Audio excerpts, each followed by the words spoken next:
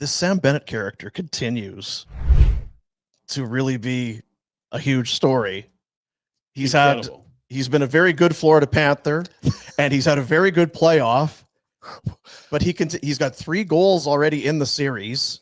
He set a record with his 12th road goal. That's a new NHL record. He's got 13 altogether. And okay, this is wild. Do you like playoff performers? Yes, you do. His regular season goals per game and points per game nearly double in terms of points. Well, not quite, I guess, but it's considerable, the jump. Yes. He has 13 goals. As a Flame, he had 13 in 81 games and 13 in 71 games. Those are season totals. Those are season totals. Yeah. He's done it in the postseason. So you're saying they probably haven't played close to 82 games? Not yet. Okay. And I don't, mathematically, I don't know that they're going to get there. I don't think they're going to get 82 games. No, playoff games. But he could still score more than he might. Yeah. Interesting. Yeah. Impressive. And so the challenge is like, he's a very fine number 2 center in the regular season. A good player, a solid player. In the playoffs, he's a bleeping core part. And he's like, follow him into battle warrior. They don't make any money in the playoffs. The cap is how you build teams in the regular season. Like, what teams are going to be willing to pay him and how he's going to measure staying in Florida versus much higher offers, which he will get from some less tax-friendly places, is going to be fascinating. Because everyone could use this guy. Everyone. Sam Bennett can figure out his own shit and we can speculate about his offseasons. I want to go back 5 years. Yeah, okay. To the trade. Because we were very much okay with trading Sam Bennett. Well, we continued to say it was a change of scenery. But at some point you maybe have to go, no. A couple things. We're idiots and we just talk bullshit. Yes, that's great. Other people make millions and millions of dollars to get paid to really dig in to understand what these guys are. Yeah. Somebody dropped the fucking ball. Swearing again. Sorry. Yeah. No, because I've been right. Scenery, he's done better. Yeah, was it the first trade that's ever happened where the guy left and played? No, that's the thing. But guess what? It happened. That's on your. That's on your watch. That's your watch. That's your just. No, I think Sam didn't truly embrace the player he is in Florida until he left here, and I felt there was a lot of pressure that he put on himself here as the highest pick in franchise history and as a star, and I've got to be this offensive dynamo, and you'd watch him come in 1-on-2 and try to split guys. Like, Sam Bennett today chips that in and hits you. Sam Bennett was trying to be a player in Calgary. He is not yet and never will be in this league. And Sam Bennett could not take the jobs of the top 3 centermen nor the top 6 wingers on this team here, despite giving a lot of opportunities in those spots. Did Sam Bennett have to deal with a lot of coaches? Yes. Did he get moved around the lineup? Yeah. Did he take anyone's job? No. And so I think both things can be true. You can have mismanaged him a little, but he also wasn't his best self there for a lot of the reasons that are up to him. Yeah. I've been right a few times and wrong a bunch, and I was wrong about Sam for sure to a certain extent. It was that sort of thing. It just didn't look to me like he had the brain. He just didn't look like a smart hockey player. Just like you say, he was trying to beat guys and do the, well, just keep it simple. Try him. And you look at him now, and it's almost purely simplistic. It's a very straight line game he plays, and that was not what he was here. He would try to toe drag through TD and then take a penalty behind the other team's net in the first period. And they just put you on the top line with Monahan and Gaudreau, and you're going to do that in the first shift? That's Jesus, fine. Sam, get out of your own way here. Fine and good, but I'll tell you what, in 10 years when we're dead and gone, people will look back on this trade and go, that's one of the worst trades ever. Are we going to be dead and gone in 10 years? I can't paddleboard in 10 years? 10 years. I did a 2-minute paddleboard and I went down. I need to go then. We need to find some life insurance. What are you going to do? I don't know. Go home. Seriously. It's one of the worst trades ever. It's a very bad trade. This guy could win the fucking Conn Smythe. Here's the thing. Like, it wasn't as if under the darkness of night, they quickly traded him out there and he didn't go to market. Everyone in the league knew this guy was available. And the top offer they got was Emil Heineman in a second rounder. Every team out there could have got this guy if they offered a first. Nobody thought it was a good idea. And you can't really debate that. Maybe the guy's running this. What was? Maybe I don't know. I'm going to argue. I agree with you. It's a bad trade. It's really we easy forget to how say, low his we had to stock was. trade him, and why did you have to trade him for Emil Heinemann? Find a way to make him a player that he is. Like where They and run I'm out not ideas. saying I was. Yeah, I mean, 3 or 4 coaches had a crack at it. Didn't happen here. Maybe that was part of the problem. Was he because he was playing wing with shitty wingers. Yeah. Glad you cut back. Are you telling me right now you want Backlund over Sam Bennett? No, but back then he was a much better player than Bennett. When did you? I'm going to the Greg Keller school of thought. You did not give him real. And trust me, I said what you guys said. He needs to change the scenery, and if he's got to go, he's got to go. Yeah. But you can now look. But what I started the conversation saying was, we are also idiots that don't get paid millions of dollars to dig into this stuff and understand and see. And franchise changing situations. We're not running the franchise, right? Like, this is huge. Yeah, You effed it up. You drafted him to be your number 1 center, and then my gosh, if Monahan was your number 2, wow, how good's this team going to be? And he never really got out of the bottom 6 because A, you couldn't earn it, and B, you couldn't find a role for him in the top 6. Couldn't Other earn guys it, were didn't get better. Played at center, was played at wing, and moved around. Like, it was not. Again, it's easy to cherry pick for me now. No, But- you were leading the parade of change of scenery. You're like, he's got to go. And you were right, but it also doesn't mean that the Flames couldn't have done things differently. Both these things can be true. his contract status at the time was RFA? Did he have ARB rights? It Because was nothing. You would know. like, I was just It wasn't a scary ARB case, I'll tell you that. no, yeah, because 13 goals or whatever's last year. because the one thing at the time, and I don't know that it makes a difference, is Daryl Sutter had more or less just kind of gotten here. And the one thought was, this might be the coach that could unlock him. He might be a guy that can connect with Sam Bennett and what would make Sam Bennett work.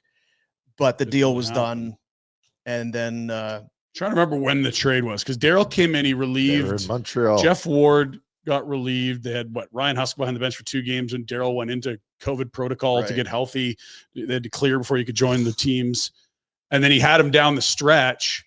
And I think he put Lindholm, Can- Kachuk, and Gaudreau together down the stretch, and it didn't really do much. But then the next year, that was a top line in the league. So can I just Trying to remember where Bennett was in all that mix. think about that too? He got traded during COVID, right? Oh yeah, there's a lot of Nobody should have extenuating done anything. circumstances. no, I mean, although I saw a clip, somebody was calling for COVID last week. Yes, What? What a Mhm. terrible time in our lives. Yeah, weird. Yeah, April of 2021. Yeah, but it was a weird So, season. yeah. Right? Because it was so that, COVID. and Daryl would have come in the prior spring or that spring. Regardless. He came in that year, I'm pretty sure, halfway through the year. Yeah, Regardless, it's easy. Like, we should be more. Oh. That was No, that's a hey, real look, bad it's look. not. It's not That even. is a real bad look for the Flames franchise. I Like, agree. the Florida Panthers are laughing at you. And the rest of the league, really. Well, and look, they might let him walk. They're not going to offer him top dollar here. We know that. I'm not making an argument for that. I'm saying that it's a call for self-reflection is what I'm trying to point out. Sure, and you know what it is with Bill Zito too. It's like he knows exactly what he's doing in terms Is Bill of how he Zito was- there? Yes, that was one of his moves. He said, Okay, I'm just asking. Don't talk. "No. Sorry, I Tone. Bill Zito was the GM. Dale Talon was a long time ago. I believe that was the prior GM. yeah, that was a Zito. It's deal. getting to be a But- long time though. Oh, it has been. Yeah. Yeah, years keep on ticking away here. Well, and Well, remember, that's he saw a correct. team with Huberdeau with 115 points win a President's Trophy and get pumped in the first round. It's like, I don't care about President's Trophies. I have to make a trade to bring in guys that will perform in the playoffs. Huberdeau was not that guy. That's a ballsy trade to make. Most teams don't do that. The Toronto Maple Leafs did not do that with Mitch Marner. Can you imagine? They could have picked up Bennett. Yeah, so like that 1920 season, which we recall as being Boo. not great. Bill Peters fired, Jeff Ward in, season ends or whatever. I mean, whenever COVID hits, that does its thing. In that 1920 season, in 52 games, Sam had 8 goals and 12 points. The next year, 38 games, 4 goals and 12, and then traded. And responds. Well, and he was immediately. making noise about not being played and wanting to play center. And you know what? He was right.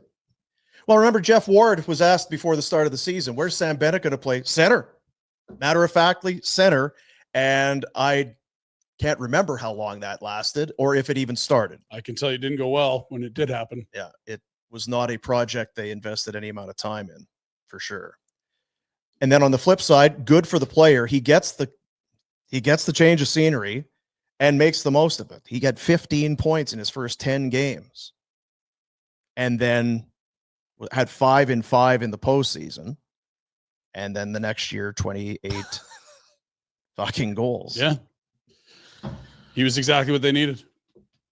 It's a lot of teams use that guy. Right now, that's what Flames that's what really we're could saying. use that guy. If you can tell me there's 10 teams that couldn't use Sam Bennett and won't be interested in free agency, I'm like, I don't. But to your point, if say I'm the owner of that team, the Calgary Flames, and this is the highest draft pick we've ever had, and we traded him away. Oh, it's not everybody turns out.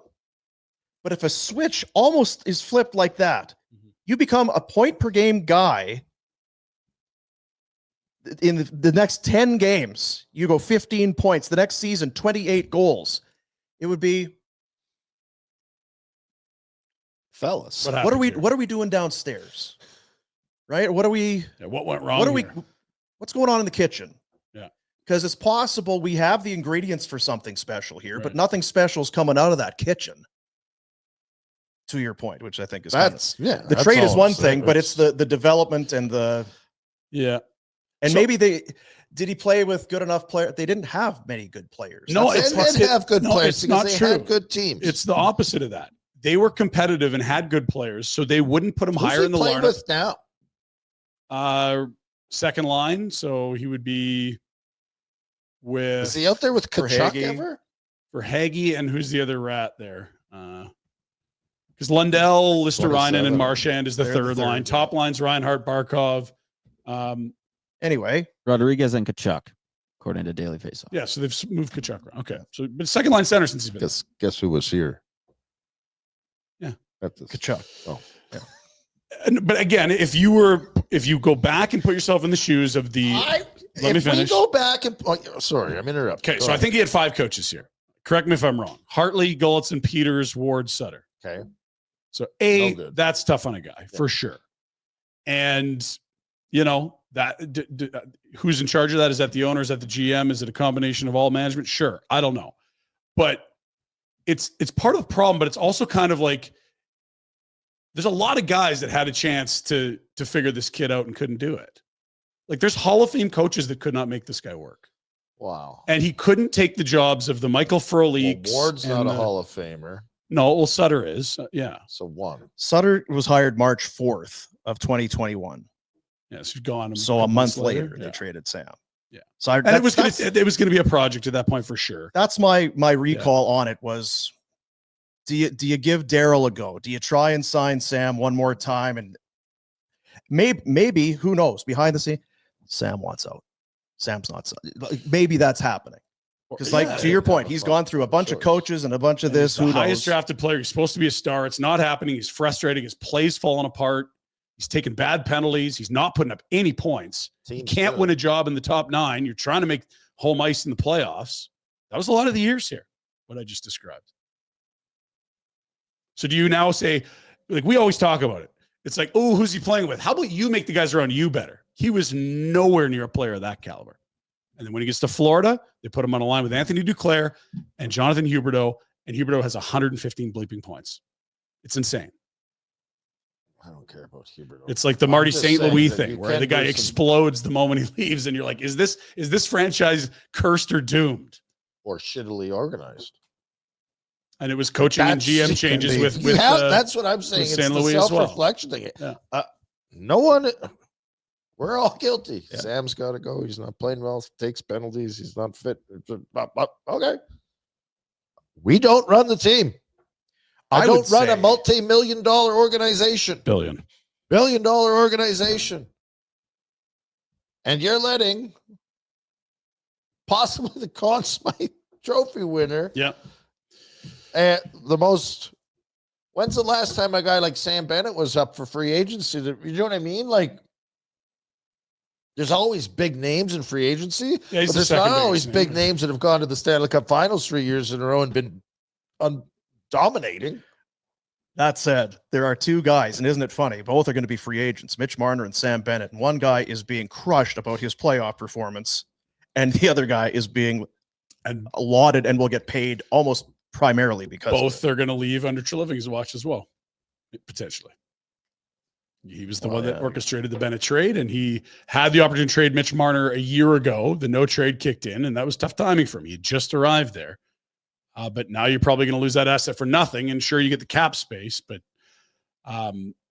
there aren't 100-point players to go sign in free agency if you're Brad Treliving. And I mean, not to let guys, Flames or anybody off the hook, but outside of maybe Mr. and Mrs. Bennett and maybe his agent and maybe Sam, who could have expected this? Greg Keller. Kind of a turnaround. Yeah. I mean, and that's why I bring up the GM. Good player. Yeah.